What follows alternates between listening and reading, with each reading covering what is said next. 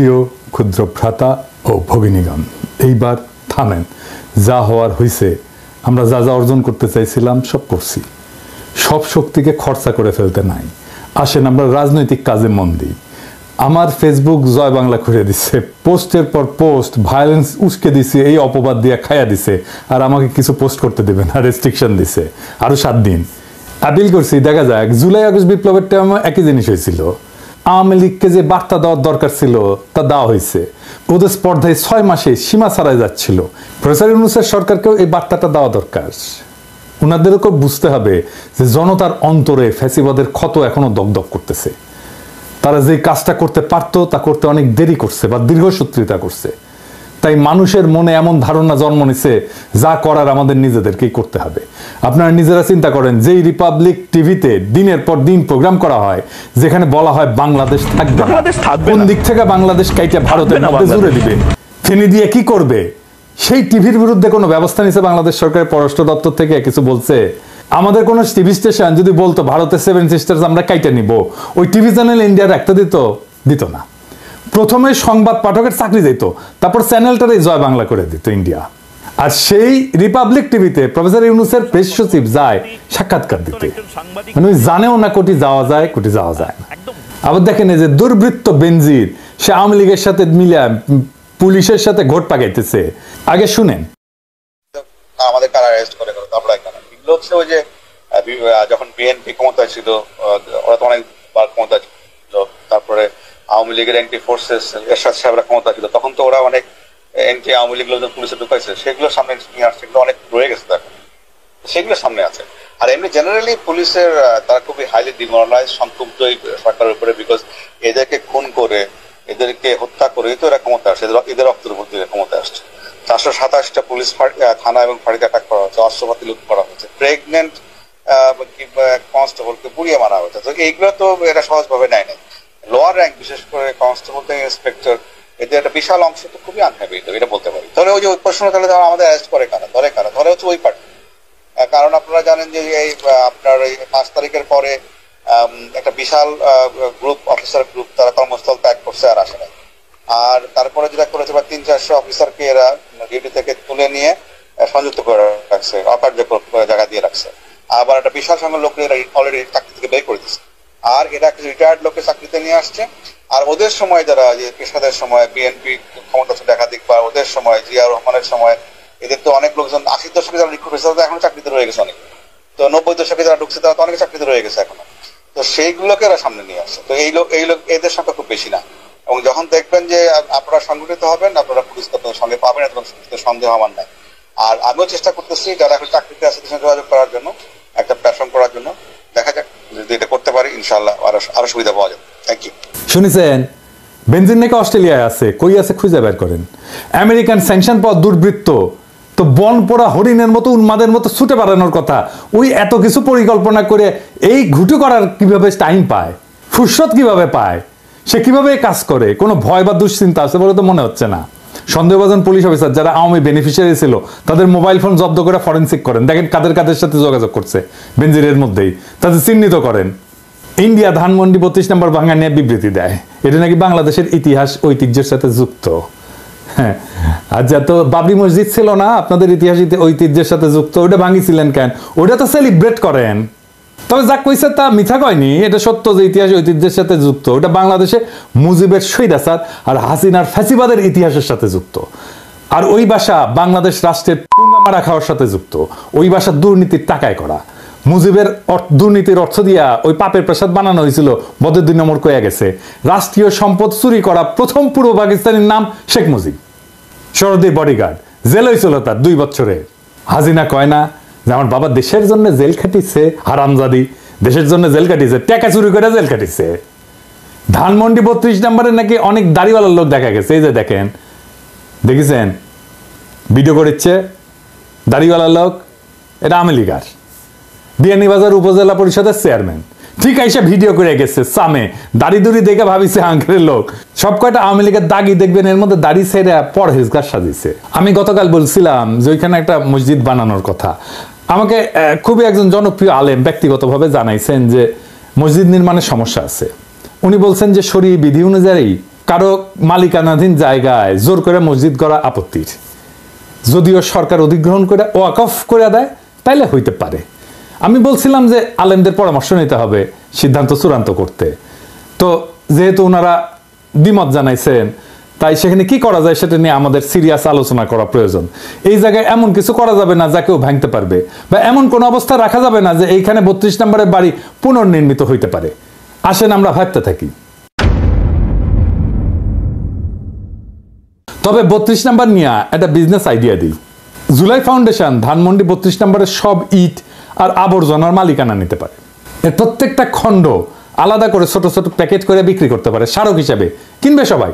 কিছু স্মারকে জনপ্রিয় ফ্যাসি বিরোধী অ্যাক্টিভিস্টের সিগনেচার থাকবে, যেমন ধরেন মাহমুদুর রহমান, ইলিয়াস, আসিফ, নাহিদ, মাহফুজ, হাসনাত, সার্জিস ইত্যাদি, আরো অনেক নাম যুক্ত করতে পারেন। বিক্রির পুরা টাকাটা যাবে জুলাই ফাউন্ডেশনের আহত এবং শহীদদের কল্যাণে। কেমন হইলো আইডিয়াটা? যাই হোক, আরেকটা আলাপে আসি। আমি জানতে পারছি নানা জায়গায় হিন্দু সম্প্রদায়ের উপরে ভয়ভীতি দেখানো হইতেছে, তাদের বাড়িঘর, ব্যবসা প্রতিষ্ঠানে হামলার চেষ্টা চলতেছে। মেহেরবানি করে এই কাজ করবেন না। কোনটা পলিটিক্যাল কাজ আর কোনটা ক্রিমিনাল কাজ, এই দুইটা আলাদা করতে পারতে হবে। কোনটা প্রতীকী আর কোনটা প্রতিহিংসা, চান্স নেওয়া, সেটা আলাদা করতে পারতে হবে। কখন থামতে হবে সেটা বুঝতে পারাটা জরুরি। এই জন্যই মুরব্বী লাগে, বুঝছাও। হ্যাঁ, ভাঙিছেন যে পারমিশন নিয়েছেন কারো কাছে, কোন এক মুরব্বীর পারমিশন নেবেন। আমারে যতই সিনিয়র ভাবেন না কেন, যতই দাদা দাদা করেন কেন, আমিও কিছু করতে গেলে, ইম্পর্টেন্ট কিছু করতে গেলে, গুরুত্বপূর্ণ কিছু করতে গেলে মাহমুদ ভাইয়ের সাথে আলাপ করে নিই। আমার দেশে মাহমুদুর রহমান, ওনার পারমিশন নেই। আপনারা হয়তো জানেন না, ওনাকে সম্মান জানানো তো আছেই। তারপরে একটা ওপিনিয়ন, যিনি আমারই মুরব্বী, আমার মতোই চিন্তা করেন, তিনি এটা ঝুঁকি সুবিধা মূল্যায়ন করে আমাকে একটা সৎ পরামর্শ, সাজেশন দেবেন। তবে 32 নম্বর বুলডোজার চালানো নিয়ে আমি ওনার কোনো পারমিশন নেই নাই, এখানে বেয়াদবি করেছি আর কি। যাই হোক, এখন এই ভাঙাভাঙি বন্ধ করা নিয়ে আমার কথা শুনেন না, প্রফেসর ইউনূসের কথা তো শুনবেন। উনি তো মানা করেছেন, এইবার থামেন। এই যে দেখেন, উনি আমাদের সবার মুরব্বী, মানা করছেন প্লিজ ভাঙাভাঙি বন্ধ। হিন্দু সম্প্রদায়ের ভাইরা আপনারা নিশ্চিন্ত থাকেন। কেউ যদি হুমকি দেয় আমাকে রিস্ক করবেন, ইলিয়াসকে রিস্ক করবেন, পুলিশকে রিস্ক করবেন তো অবশ্যই। মানে আমরা দেখবো কারা শয়তানি করতেছে, আমরা সাহায্য করব। আমাদের রিস্ক করার কোনো না কোনো রাস্তা আছেই, আমার নাম্বার অনেকের কাছেই আছে। এমনকি পুলিশ বাহিনী যদি মনে করেন আমার বা ইলিয়াসের ইন্টারভেনশন কাজে লাগবে আপনাদের, তাহলে আমাদেরকে রিস্ক করবেন, আমরা আমাদের সাধ্যমতো চেষ্টা করব। আচ্ছা, আর একটা আলাপে আসি প্রথম আলো নিয়ে। দেখেন, প্রথম আলোর সামনে আর্মি গার্ড রাখিছেন। ভাই, আপনারা কি হুঁশি আছেন? এইভাবে আপনারা রক্ষা করতে পারবেন? এটা তো কোনো সাস্টেনেবল ব্যবস্থা না। যে কোনো অপারচুন মোমেন্টে আপনারা যারা খাইয়া দিতে চায় হামলা করবে। আমি তো নিজেই হুমকি দিয়ে রাখছি। হ্যাঁ, শুনেন, ইংরেজি যেহেতু কইছি ঠিকই কইছি, তাই না? শুনেন। Well, I believe that there was a clear overreaction on the part of Pratham Alo and government. Everybody knows that, the organizer of the program is me. And anyone could have reached out to me and directly if something had gone wrong. And I have taken the full responsibility. I still take the full responsibility of the program. We didn't resort to any violence. We didn't resort to any chaos or mayhem. So why was the army called in the first place? Instead, they tortured one of our activists inside the Pratham Alo building. And protests against editorial policies of media outlets have occurred worldwide. Not a single phenomenon that occurred only in Bangladesh. Why shouldn't we have the same right? Pratham Alo and Daily Star made a great mistake by responding with violence against protesters. And I have not forgotten that. And will return with even greater force. And this time, no one will be able to drive us away. আপনি টেরি পাবেন না, প্রস্তুতি নেওয়ার টাইমই পাবেন না রে ভাই। আপনার সম্পাদকীয় নীতি পাল্টান, ওইটাই আপনার রক্ষা কবচ। 111 ঘটনার জন্য মাপ চান, মতিউর রহমান আর আনিসুলরা ঘাট ধাক্কা দিয়ে বের করে দেন প্রথম আলো থেকে। আপনাদের আর কিছু করা লাগবে না, আপনাদের উপরে রাগ ক্ষোভ কমবে মানুষের। কিন্তু আপনারা তো আর এক হাসিনা, নিজেদের সংশোধন করবেন না, ক্ষমাও চাইবেন না। আপনাদের সম্পাদকীয় নীতির এক্সাম্পল দিই। হ্যাঁ, বগুড়ায় আওয়ামী লীগ জাসদ অফিস গুড়াই দিল বিপ্লবী ছাত্র জনতা, সেটারে প্রথম আলো লিখলো হামলা, দেখেছেন? আর বগুড়ার পত্রিকা করতল লিখলো গুড়িয়ে দেওয়া হলো। আচ্ছা, এডিটর সাহেব, ওইটি আমার ওই বগুড়ার ক্ষুদ্র ভ্রাতারা, ওরা অবশ্য পারমিশন নিচ্ছে আমার। হ্যাঁ, তো পারমিশন নিয়ে ভাঙিছে, ওটা দেখান না কেন, ভিডিওটা দেখান। তারপর আবার চাকবুক ড্যান্সও বাড়িছে, দেখেছেন?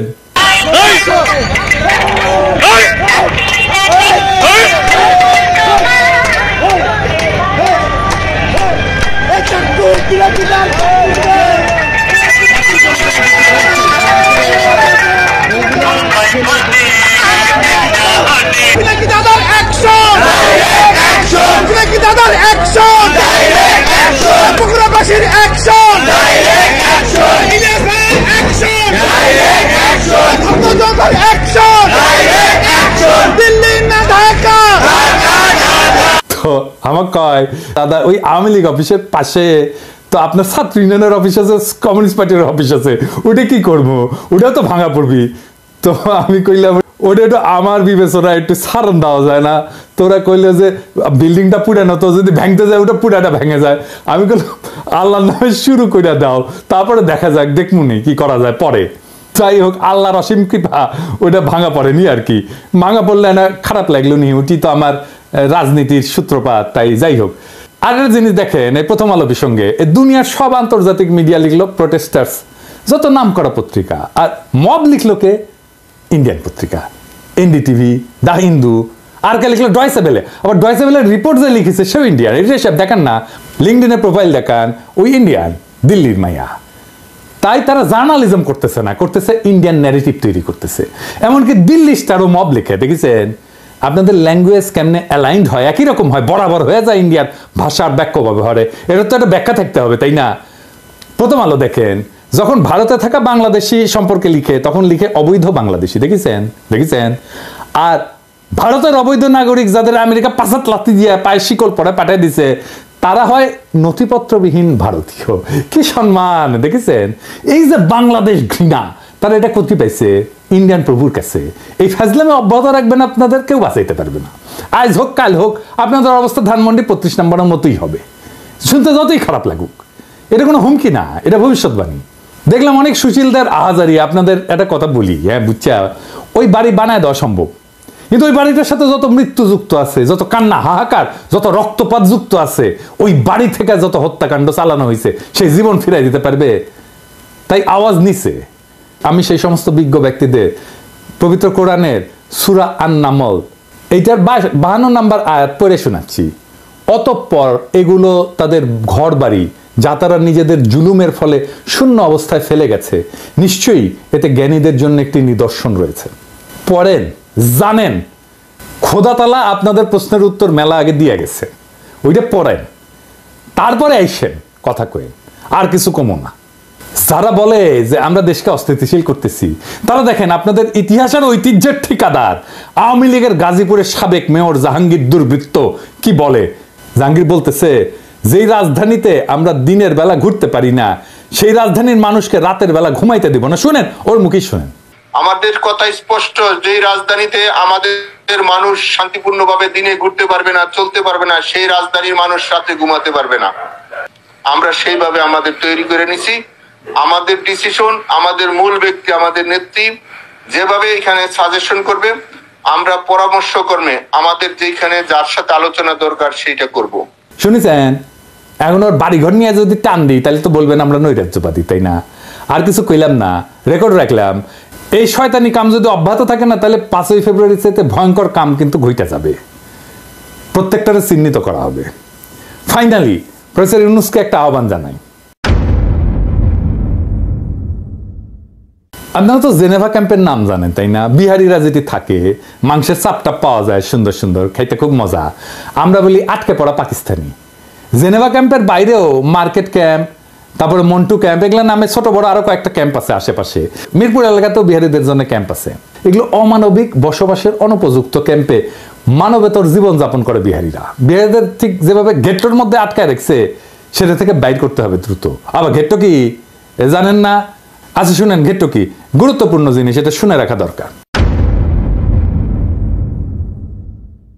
গেটো বলতে সাধারণত এমন একটা অঞ্চল বা পাড়া বোঝায় যেখানে নির্দিষ্ট কোনো জাতি বা সম্প্রদায় বা সামাজিক গোষ্ঠী বাধ্যতামূলকভাবে সামাজিক অর্থনৈতিক কারণে একত্রে অবস্থান করে। এবং ঐতিহাসিকভাবে গেটো শব্দটা মূলত ইউরোপে ইহুদি সম্প্রদায়ের আবাসস্থলের জন্য ব্যবহার করা হতো। এই শব্দটার উৎপত্তি হচ্ছে ১৬ শতকে ভেনিস, ইতালি। ওইখানে একটা ইহুদি সম্প্রদায় ছিল এবং শহরের অন্যান্য অংশ থেকে বিচ্ছিন্ন থেকে একটা এলাকায় বাস করতে বাধ্য করা হতো। ওই এলাকাটা ছিল লোহার কারখানা আর কি, ফাউন্ড্রি বলা হয়। ফাউন্ড্রি ইতালিয়ান নাম হইতেছে গেটো।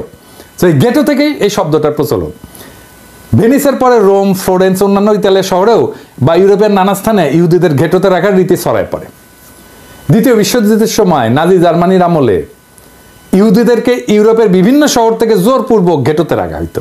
এসব গেটো ছিল অতি ঘনবসতিপূর্ণ, নিদারুণ দারিদ্র্য এবং নির্যাতনের কেন্দ্র। তো আমরা কি এইরকম একটা গেটো বাংলাদেশে রাখবো, একটা না অনেকগুলো ঘেটো আমরা বাংলাদেশে রাখিছি বিহারি ক্যাম্পের নামে।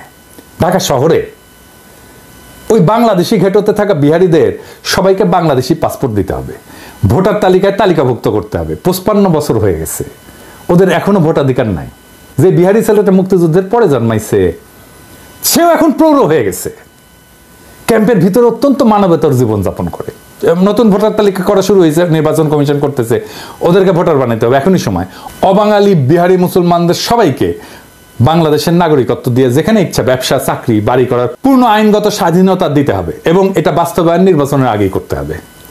মুজিবের ফ্যাসিজমের এর চেয়ে বড় উদাহরণ আছে কি? রাতারাতি সে দেশের একটা বড় জনগোষ্ঠীর নাগরিকত্ব কেড়ে নিয়ে তাদের বাড়িঘর বাজেয়াপ্ত করিয়া সবাইকে ঘেটর মধ্যে জড়ো করলো ইহুদিদের মতো। অথচ এরা পাকিস্তান আমলে সবাই চাকরি বাকরি ব্যবসা বাড়ি পরিবার সব ছিল, সম্ভ্রান্ত জীবন ছিল। পাকিস্তান সরকার যদি 47-এ পরে যে সমস্ত হিন্দু পাকিস্তানে থেকে গেছিল তাদেরকে স্ট্যান্ডার্ড ইন্ডিয়ান আখ্যা দিয়া সবার নাগরিকত্ব বাড়ি সম্পত্তি কেড়ে নিত, কিরকম ভয়ঙ্কর পৈশাচিক একটা ব্যাপার হয়তো কল্পনা করেন। মুজিব এক্স্যাক্টলি সেম কাজটা করছে। বাংলাদেশে 47টা জাতিগোষ্ঠী ভাষাভাষী আছে। আমরা বাংলাদেশে বসবাসকারী বিহারি জনগোষ্ঠীকে বাংলাদেশের জাতিগোষ্ঠীর সেই মুকুটে ধারণ করতে চাই। যুগ যুগের বঞ্চনা আর আমাদের পূর্বপুরুষের প্রতিহিংসার রাজনীতির আমরা অবসান চাই। প্রফেসর ইউনূসের সরকারে আছেন একজন বিশ্বনন্দিত মানবাধিকার কর্মী, আমাদের সকলের প্রিয় আদিলুর রহমান শুভ্র ভাই। আমি আশা করব শুভ্র ভাই উনার মন্ত্রণালয়ের কাজের বাইরে এই কাজটাকে নিজের মানবিক কাজের এজেন্ডায় ঢোকাবেন। অনলাইন কমিউনিটির সকলের এই কাজে পূর্ণ সমর্থন থাকবে। আমি আশা করব বাংলাদেশের রাজনৈতিক দলগুলো এই দাবিকে সমর্থন করবেন। বিহারিদের ঘেটোতে রেখা আমরা ইনসাফের বাংলাদেশ গড়তে পারবো না। ওদের মর্যাদার মানবিক জীবন আমরা নিশ্চিত করতে চাই। বাংলাদেশের সমাজের মূলধারায় আপনাদের আগাম স্বাগত জানাই। আপনাদের বাংলাদেশের মূলধারার পথ চলা নির্বিঘ্ন, শান্তিময় এবং আনন্দময় হোক। ইনকিলাব জিন্দাবাদ।